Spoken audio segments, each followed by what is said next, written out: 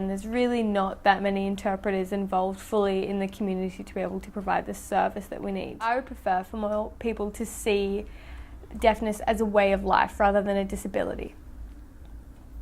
Because firstly, Auslan is a real language. There's obviously not enough interpreters in general, but there's not enough properly trained and specially accredited interpreters as well.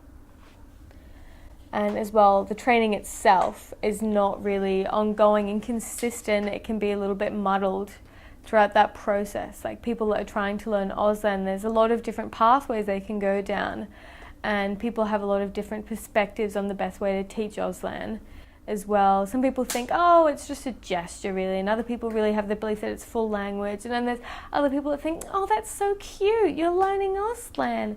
So I think it's really difficult for people to have a full respect of the understanding of Auslan and the impact that that can have on the training of an interpreter. So in education situations, yes, definitely, I think we must have an interpreter, must have full access 100% of the time.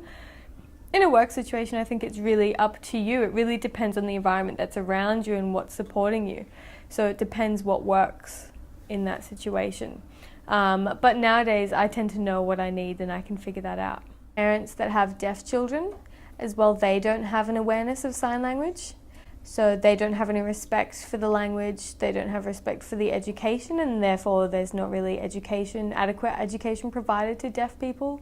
And to deaf children, they don't provide interpreters and they kind of get lost. But yeah, there's a lot involved in that whole learning of language.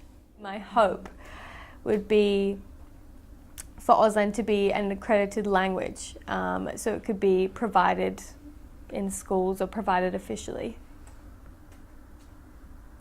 And really, I just never see deafness as a disability in general. A lot of people ask me like how I identify myself. And I think a lot of people expect me to say like, well, I'm deaf and that's a big part of me, but I think it's just a part of me. It doesn't identify myself, it's just something that I have.